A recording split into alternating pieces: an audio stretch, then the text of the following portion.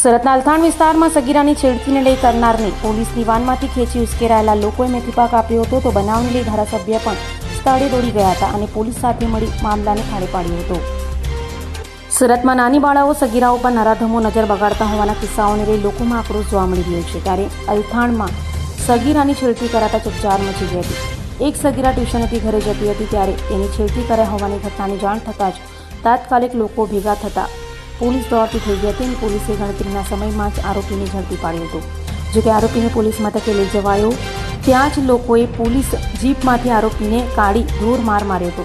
તો બીજી તરફ ધારાસભ્ય મનુભાઈ પટેલે પણ સ્થળે દોડી ગયા હતા અને મામલાને થાળે પાડ્યો હતો. લોકોમાં આરોપી સામે ભારે આક્રોશ જોવા મળ્યો હતો અને કડક સજાની માંગણી સાથે પોલીસ મથકનો ઘેરાવ કર્યો હતો. જોકે પોલીસે સમજાવીને मामलो थाड़े पाड़્યો હતો. सूरत के अल्थान पुलिस स्टेशन विस्तार में शाम के 8 बजे के अराउंड एक 16 से 17 साल की लड़की कोचिंग क्लास से वापस आ रही थी और उसको छेड़ने की कोशिश की गई. जो उसकी कोचिंग क्लास के टीचर्स थे और आजू बाजू के लोग इमीडिएटली उसको आरोपी को पीसीआर बुला करके पकड़ के लेकर के पुलिस स्टेशन पर आ गए. यहाँ पर आते ही उसके प्रेजेंस और उसके पेरेंट्स और टीचर के प्रेजेंस में उसकी फरियाद ली जा रही है और आरोपी हमारे हिरासत में है. यहाँ पर कुछ भीड़ इकट्ठा हुई थी जो कुछ गैर व्याजबी रजवातें कर रही थी. उसको पहले समझाने की कोशिश की गई लेकिन वो जब माने नहीं तो थोड़ा सा बल प्रयोग करके उनको यहाँ से हटा दिया गया है. ये कौन आरोपी है? आरोपी का एग्जैक्ट डिटेल्स अभी हम ले रहे हैं. लगभग 35 से 40 इसकी उम्र है. कुछ शेख करके नाम है और शायद लोकल है.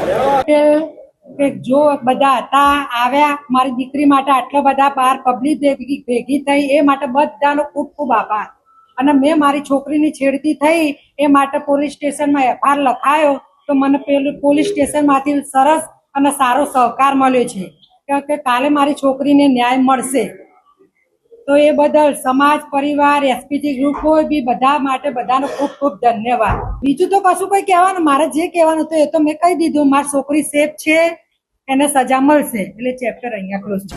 અભય થઈને નિષ્પક્ષતાથી નિરપેક્ષ રીતે વાસ્તવિકતાનો અરીસો રૂપી સચોટ માહિતી લાવતો સત્યની સાથે અભય ટાઈમ્સ.